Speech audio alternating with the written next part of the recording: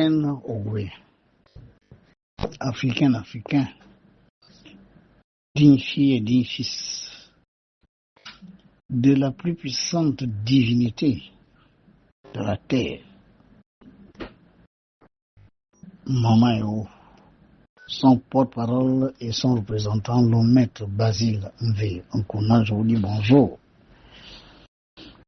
Pour ma deuxième sortie aujourd'hui,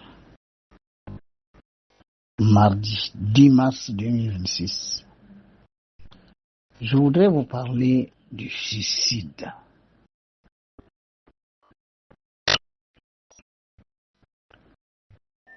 Ah, pourquoi êtes-vous pressé d'aller là où vous êtes programmé d'aller? Pourquoi être pressé? Avez-vous déjà vu quelqu'un d'immortel? Qu'il pleuve, qu'il neige, riche ou pauvre, insignifiant ou souverain, grand ou petit, jeune ou vieux, vous mourrez. Mais vous mourrez. Il n'y a rien à faire, vous allez quitter votre corps physique. Parce que tout ce qui est un corps physique doit l'abandonner pour que l'évolution de l'âme qui est à l'intérieur s'effectue. S'il n'y avait pas ces incarnations successives de l'âme dans des corps différents, de plus en plus élaborés, il n'y aurait pas d'évolution. Prenez votre propre exemple. Vous êtes né, vous étiez dans le ventre de votre mère. L'environnement dans lequel vous vivez était limité par les parois du ventre de votre maman. Ensuite, vous êtes sorti. Vous étiez un nourrisson dont l'environnement immédiat n'était que les cuisses de votre maman, le berceau, pas plus loin que ça. Plus ou moins que vos corps, votre corps se développe. Vous changez d'environnement, vous commencez à gambader dans la cour. Vous voyez maintenant des espaces plus élargis. Mais là, papa et maman disent non, tu ne peux pas aller là-bas. Il y a un gros chien là-bas. Attends, ne sors pas du portail. Attention. Ok. Même pour aller dans vos premières classes de la maternelle, on est obligé de vous accompagner. Et au fur et à mesure que vous prenez un corps plus robuste, plus consistant, avec une conscience capable de discerner plus ou moins le mal et du bien, eh bien, on vous laisse aller à l'école seul. Mais tout en veillant à ce que vous rentriez le soir. Et parfois, on va voir dans quelles conditions vous êtes en train de vous faire enseigner. Des réunions de parents d'élèves, des réunions avec les différents enseignants de vos enfants, etc. Il arrive un moment donné où le père ou la mère n'ont plus besoin de tout ça parce que l'enfant est devenu suffisamment mature. Il est à l'université. Là-bas, on ne sait même pas s'il était à l'école. Vous n'allez pas demander à votre étudiant, là, votre enfant, qui est en deuxième ou troisième année d'université, est-ce que tu ne vas pas à l'école aujourd'hui? Lève-toi. Il est l'heure d'aller à l'école. Non, on ne sait pas à vous de le lui rappeler. Il est déjà suffisamment conscient de ce qu'on appelle l'école. Le corps qu'il a maintenant, là, le corps intellectuel, le corps d'un étudiant. Vous voyez, il est dans un autre environnement.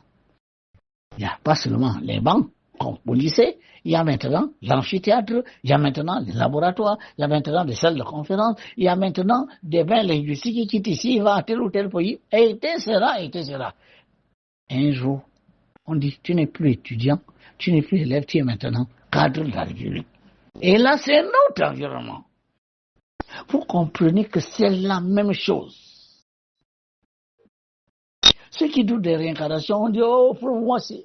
Bon, l'ignorance est vraiment le seul péché, d'accord? Parce qu'il y a des choses, quand même, que les mots humains ne peuvent pas expliquer. Je vous dis que s'il n'y avait pas la possibilité pour nous de venir prendre de nouveaux corps, de plus en plus élaborés, au fur et à mesure que nous réussissons nos réincarnations successives, nous ne serions pas là. L'évolution cosmique est tributaires des réincarnations. Tout se réincarne.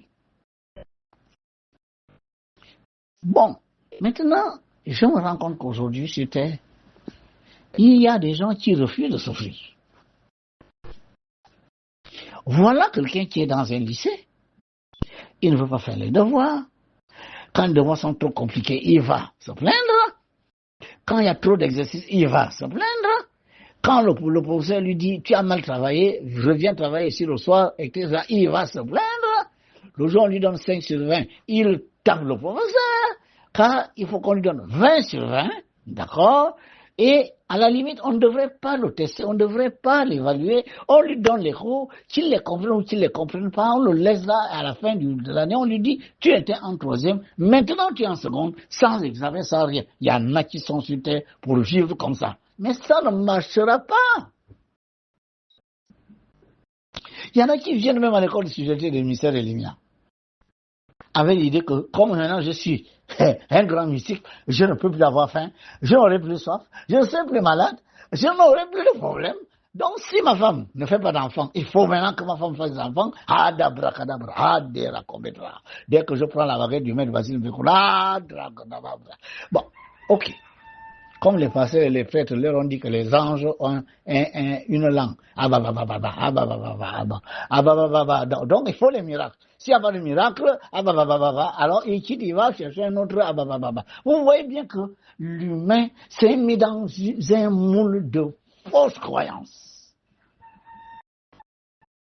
Vous êtes venu sur terre pour résoudre les problèmes. Vous n'êtes pas venu sur terre pour contempler les problèmes. Non, vous êtes venu pour les résoudre. Mais c'est pour cela qu'on vous envoie. Mais vous n'êtes pas créé dans la sphère physique de la terre, je vous l'ai dit. C'est Satan qui nous a densifiés.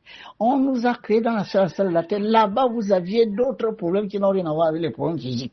Mais dès l'instant que vous prenez un corps physique, mon Dieu, il faut le nourrir, il faut le soigner, il faut l'entretenir, il faut le nettoyer, il faut le mettre à l'abri du soleil, de la pluie, de cela.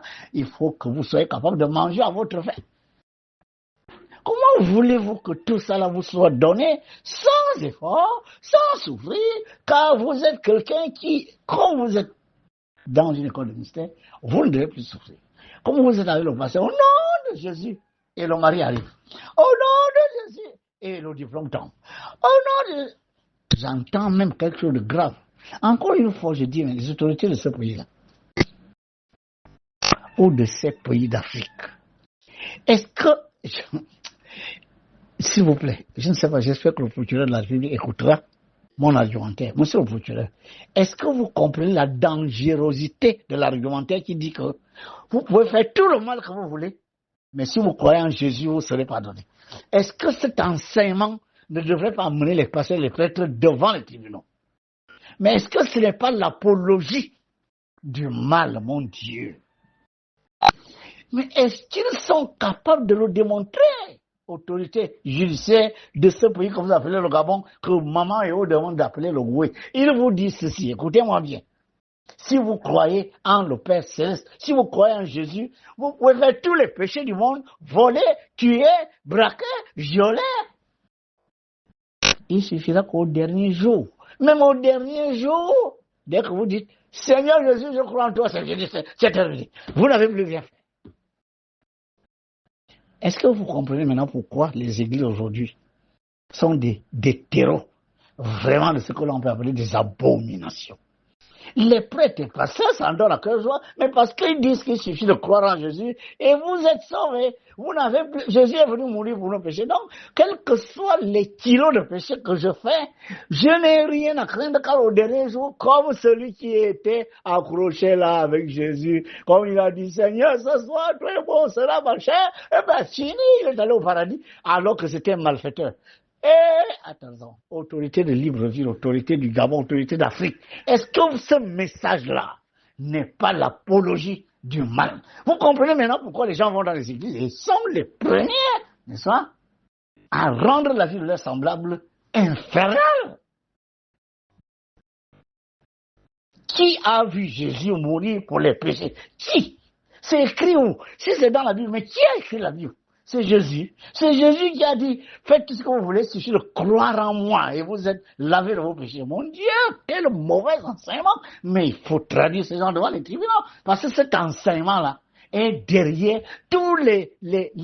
toutes ces exactions que l'on constate dans ce que vous appelez les églises et mosquées. Celui qui on a présenté 140 voitures. Les hôtels qui le prenaient par des voies dérobées. Mais oui, mais puisqu'il suffit de croire en Mahomet et tout vous est absous, tout vous est pardonné. Non, mais écoutez, vous voyez? Non. La vérité, c'est pas ça. La vérité est que si vous commettez des erreurs, ou disons des fautes, vous transgressez les lois de Dieu, vous creusez des trous. La terre s'appelle le jardin d'Éden. Dans un jardin, je ne vois pas qui va semer le maïs, et puis, comme il ne veut pas récolter le maïs, il va dire, au nom du propriétaire de la terre, je veux que ici, je récolte l'arachide. Vous pouvez le faire. Mais si vous semez le maïs, mais vous allez récolter le maïs. Croix ou pas croix, c'est le maïs qui va pousser. Rien à faire. Allez chez tous les marabouts du monde, vous avez creusé des trous. Aucun marabout ne va fermer le trou à votre place.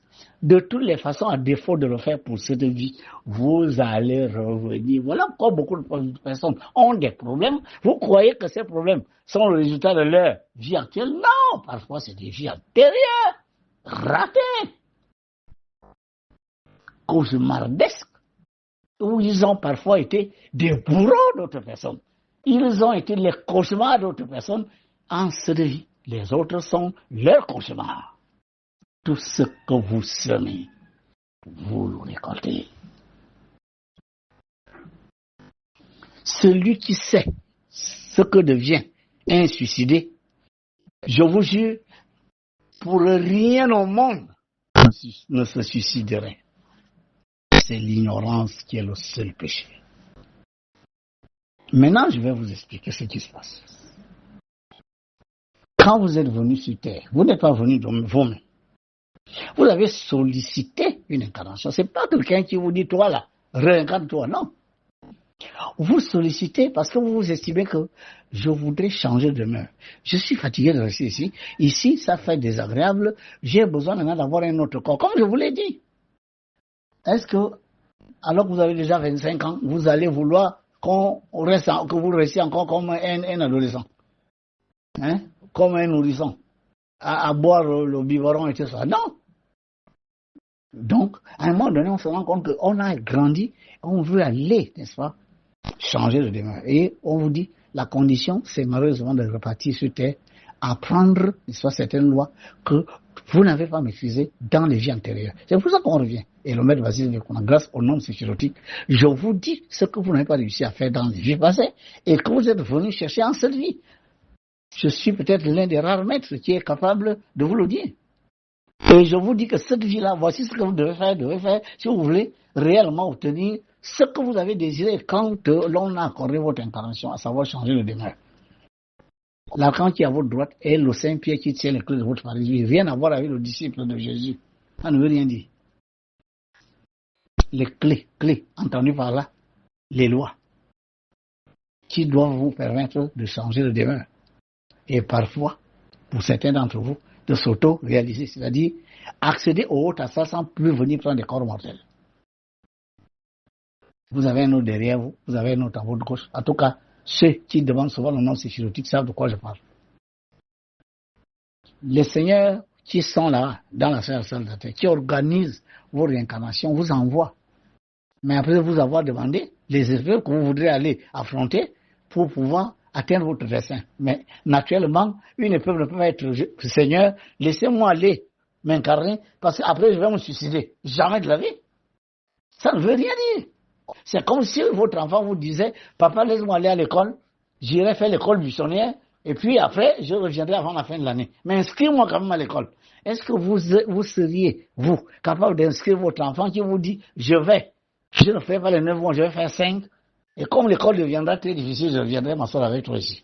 mais paye quand même l'école. Vous payeriez l'école dans ces conditions-là. Ça. Mais ce qu'il y a, ouais, comme ce qu'il y a pas, vous les humains, vous avez des problèmes, mais vous vous éduquez, vous vous enseignez, c'est compliqué.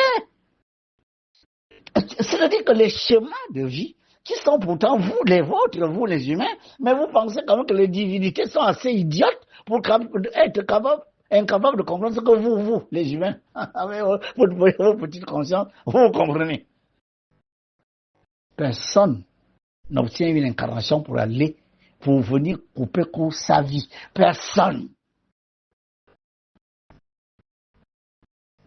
Alors, quand vous venez l'écouter, c'est-à-dire, vous ne voulez pas avoir des preuves, vous êtes sorti avec une petite fille, et la petite fille, bon, a trouvé un autre homme, on va se pendre. Vous avez fait un examen, vous avez raté le bac, et on monte en haut là-bas, on tombe la tête en la première, on meurt, parce qu'on a raté un examen.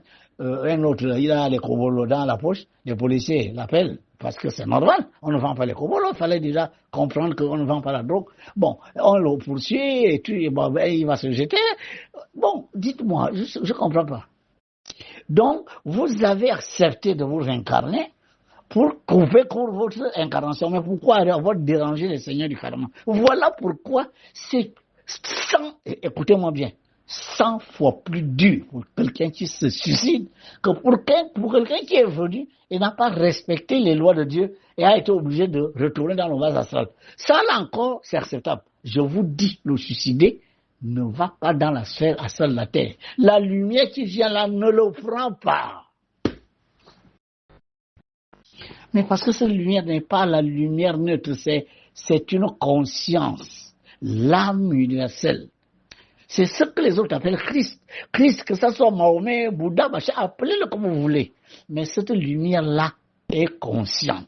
Elle sait dans quelles circonstances vous avez écourté votre vie terrestre que vous avez pourtant acquise avec beaucoup de difficultés, puisque vous avez dérangé les maîtres de sagesse en disant « je veux me réincarner, je veux me réincarner ». La lumière vous vomit. Est-ce que vous savez ce que ça veut dire? Les lois de la physique sont immuables. Enlever la lumière d'une pièce, que reste-t-il? Croyez-le ou pas, il va rester les ténèbres. Au nom de Jésus, la lumière ne viendra pas. Au nom de Mahomet, la lumière ne viendra pas. En tout cas, enlever la lumière, à moins de la ramener vous-même. Mais si vous enlevez la lumière, les ténèbres viennent. Les ténèbres n'attendront pas votre accord. Non, les ténèbres savent ce qu'il faut faire quand la lumière a disparu, mon Dieu. Mais les énergies ne sont pas là à raisonner, mon Dieu. Je vous ai dit, brûlez votre doigt. Le feu va manger votre propre doigt. Votre propre feu vous dévore. Mais pourquoi le feu ne dit pas que, attends. Tu es en train de te brûler là, tu me demandes de te dévorer, mais je ne peux pas te dévorer. Non, le feu te dévore avec la même facilité qu'il dévorera ton ennemi. Attention, le Dieu dont vous parlez là, il n'est pas assis quelque part avec une longue barbe en train de juger les vivants et les morts. C'est une conscience, l'énergie ne raisonne pas. L'énergie agit conformément à ces lois, les LOIS. Vous avez demandé aux énergies de vous envoyer sur Terre parce que vous voulez changer de demeure. Vous avez embêté les gens. Ces grands êtres-là se sont mis à ta disposition. Ils t'ont pourtant présenté. Est-ce que tu acceptes ça? Oui, tu acceptes ça. Le même Végula est un chiromancien. J'ai été aussi initié dans la chiromancie. Je lis les lignes de la main gauche. Et je vous dis, voici ce que vous avez accepté. Voici ce qui va vous arriver. Je fais ces consultations ici, c'est 10 000 francs. Je vous lis la main gauche. À distance, pas en présentiel, à distance. Vous posez sur l'Android, vous filmez, vous m'envoyez 10 000 francs. À mon état, mon réseau 77 12 97. Et je vous lis la main. Ou bien vous venez en présentiel. Tout autant que je peux vous dire, voilà, votre nom psychologique. Voici ce que vous n'avez pas réussi dans la vie passée. Voici ce que vous êtes venu faire. Accordez-vous avec ce temps. Voici vos jours de chance. Voici vos heures favorables. Voici vos couleurs de chance. Toutes les couleurs ne vous sont pas chanceuses avec cela. Tout ça là, c'est un problème de connaissance. Le même vu qu'on est un homme pratique. Moi, je ne suis pas là pour dire croire. Non.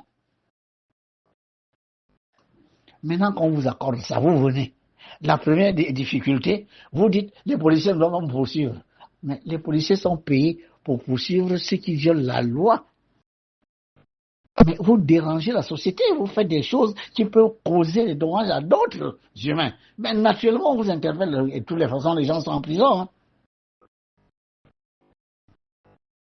Les gens vont 10 ans en prison, finissent par ressortir. D'autres 15 ans, finissent par ressortir et se faire une vie. Donc, vous ne voulez pas faire la prison des hommes, vous allez préférer aller dans la prison de Dieu. Maintenant, je vais vous expliquer. Si vous vous tuez, vous allez entrer dans ce qu'on appelle les limbes. Je ne sais pas si vous êtes déjà arrivé de rêver que vous êtes dans une forêt. Vous êtes le seul être vivant. Pas d'animaux, rien du tout, que les arbres et vous. Et ne sachant pas exactement où vous êtes, ni par quel chemin il faut passer pour aller où se trouvent des humains comme vous. Si vous avez déjà rêvé de ça, c'est ça qui vous attend. Et généralement, la forêt de limbes, écoutez-moi bien, c'est pas une forêt verte. Hein. C'est des espèces de forêts comme des lianes. Elles sont comme des lianes. Les lianes de couleur marron, couleur, on va dire quoi, rousse. Voilà. C'est des longues lianes. Vous savez même pas d'où ça vient. C'est une forêt, en fait, de vieilles lianes. C'est ce qu'on appelle les limbes. Et là, vous ne savez pas où est le chemin. Vous ne savez pas de quel côté il faut aller. Vous restez là. Vous êtes le seul être vivant. Il n'y a pas d'animaux. Il n'y a pas d'humains. Il n'y a rien du tout. Vous entendez des voix des gens que vous ne verrez jamais. Vous pourrez nous attendre, et ce qui est plus grave, des rugissements de lions ou de panthères. C'est-à-dire des choses qui vous infligent la peur. Vous allez commencer à courir dans cette forêt parce que vous voulez fuir ce bruit. Malheureusement, là où vous allez, c'est là que se trouve même le bruit. Vous voyez, l'ignorance est le seul péché, mon Dieu. Vous allez vous tuer pour vous retrouver dans les limbes, tout autant que ceux qui fatiguent les autres sociétés. Ne pas vouloir donner ce que vous devez aux gens, ne pas vouloir donner ce à quoi les gens ont droit, ne pas vouloir faire aux gens ce qu'ils attendent de vous, ne pas vouloir faire ci, ça. Vous transgressez en permanence les lois de Dieu et pour vous, les démons nous attendent, on ira dans leurs empires. Jamais de la vie. Quand vous allez mourir, vous allez finir dans les limbes. À défaut d'être un esclave du démon, vous finissez dans les limbes. Vous êtes perdus. Ceux qui sont dans les limbes, c'est des forêts de lianes. Je sais de quoi je parle. Le même Mékouna, celui-là est venu pour vous apprendre des choses, peut-être que vous n'avez jamais expérimenté, peut-être même que vous n'expérimenterez jamais. Je parle sous le contrôle de nouveaux idées, de vrais initiés. Ils savent ce qu'on appelle une forêt de lianes. Si vous voulez aller terminer là-bas, suicidez-vous. Parce que vous fuyez la peine des hommes qui est limitée dans le temps. Mais vous vous engouffrez dans la peine des lois cosmiques qui n'est pas limitée dans le temps, car dans les limbes, il n'y a pas de notion de temps. Vous ne saurez pas depuis combien de temps vous êtes là, ni pendant combien de temps vous serez là. Mon Dieu! Affrontez les problèmes avec courage, avec compréhension des leçons qu'il y a derrière chaque épreuve. Cherchez la leçon qu'il y a derrière chaque douleur, chaque souffrance, chaque échec. Car ces échecs, ces souffrances, ces douleurs sont exactement comme les devoirs surveillés, les interros, les exercices que font des élèves dans les classes parce qu'on veut lui donner ce qu'on appelle en pédagogie des certifications, des diplômes qui leur permettent de changer de demeure, c'est-à-dire changer de niveau d'enseignement. Que ceux qui ont les oreilles entendent et que ceux dont les oreilles sont bouchées attendent les prochaines vies. Paix sur vous.